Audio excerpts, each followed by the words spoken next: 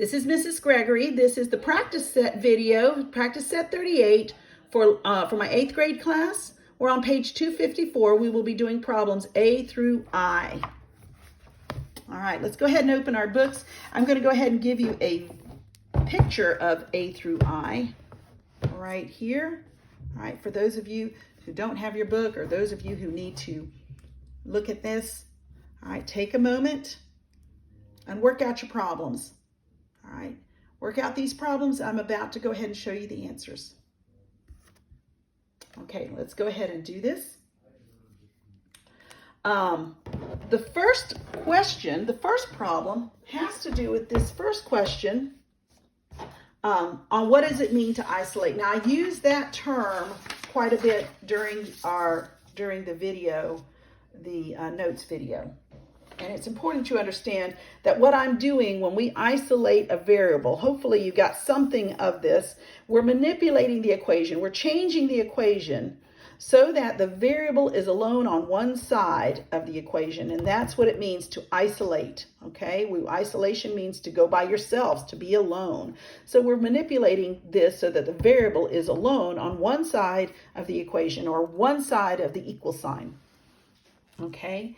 I think B and C, hopefully, were relatively easy problems. They said, which operation is the inverse of subtraction?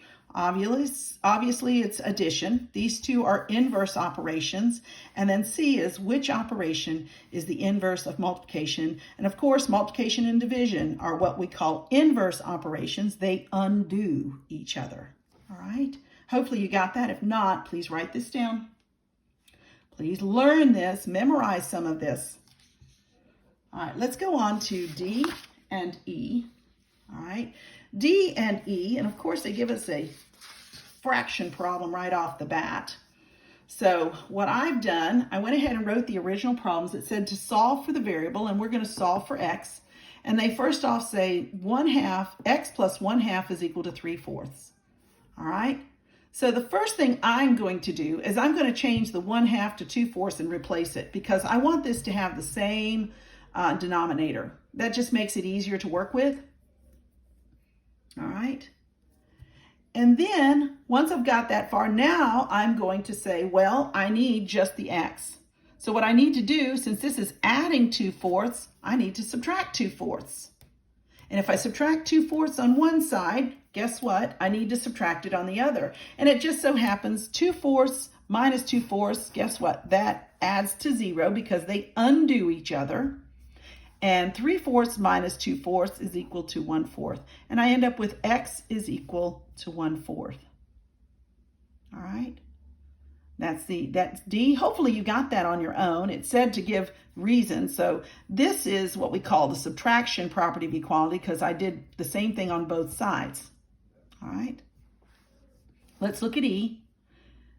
E is x minus 1/3 is equal to 4.2. Let me write that again. X minus 1.3 is equal to 4.2. You need to write the original problem, okay?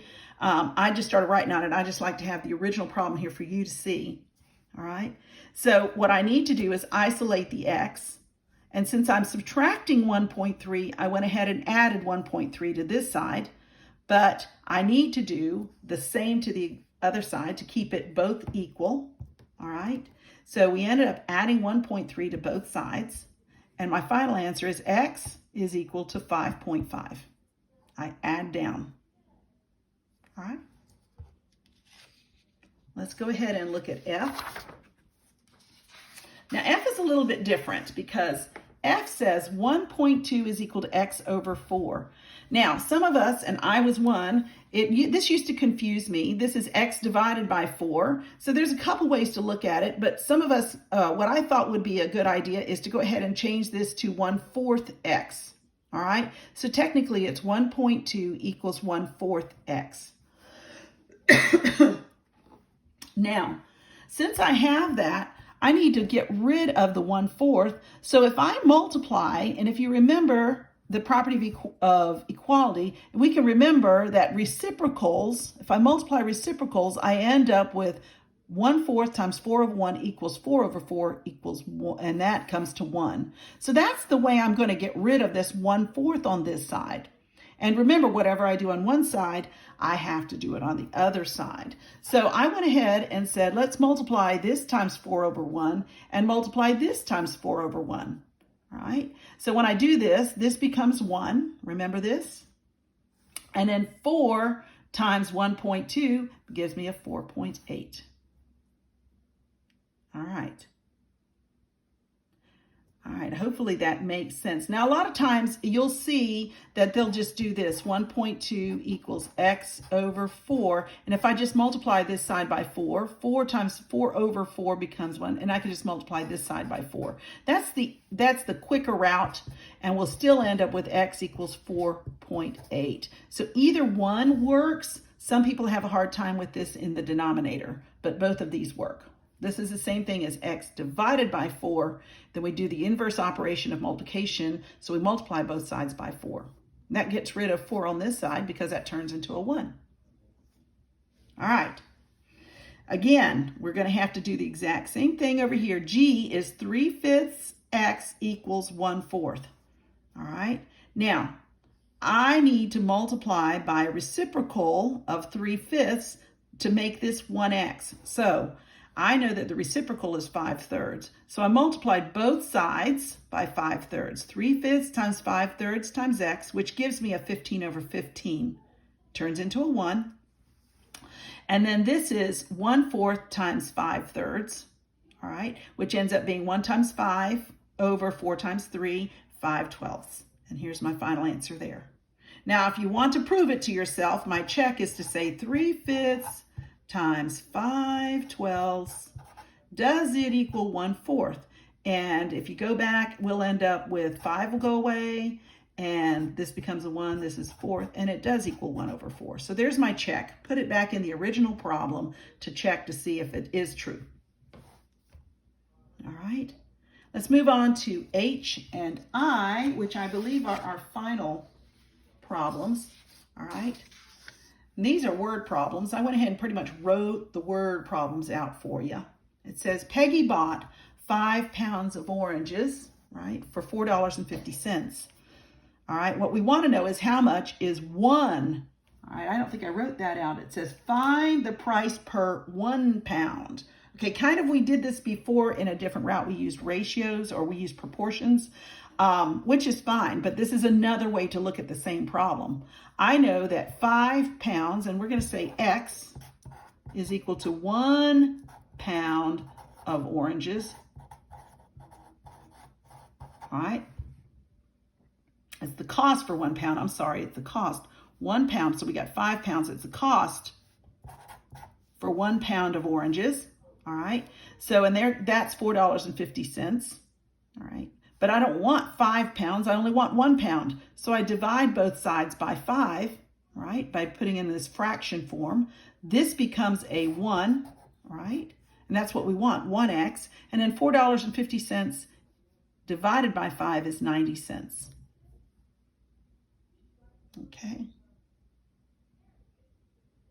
Now, your book did give you this part, but I want you to be able to find this. See if you can think about how this is formed, because eventually they won't be giving you the equations. They're just going to give you this far, just the word problem, and ask you to find it. Find the cost for 1 pound, okay? So it's good for you to kind of see where these numbers come from. All right. The last equation says, from 8 a.m. to noon, which is 12 p.m., the temperature rose 5 degrees to 2 degrees Celsius. Solve the equation T plus 5 equals 2. Now, technically, all right, solve the equation to find the temperature at 8 a.m. So T, by the way, is the temperature at 8 a.m., all right? And at that, from there, we added 5 degrees. And then when we added 5 degrees, it became 2 degrees Celsius at noon. All right, so this is the basic equation. And again, to find out what T is, all right, we subtract 5 from both sides. Since this isn't adding 5, The inverse operation is subtracting. So we subtract 5 from both sides. We end up t is equal to a negative 3 degrees Celsius. Remember, when we're adding, when the signs are different, we find the difference first. All right, don't forget that. That's a very important skill. So the final answer on this one is a negative 3. Hopefully you got the same thing. All right, guys. That's what I have for now. Again, watch the Khan Academy videos. I've set you 2 sets. They're not terribly long, but they're very informative. All right, and do that especially before you take your quiz, which is your reteach on this on reteach 38, because I want you to do well. All right, guys, and show your work. All right, I'm very picky right now about showing your work. You need to show it to me. All right, have a great day. Bye now.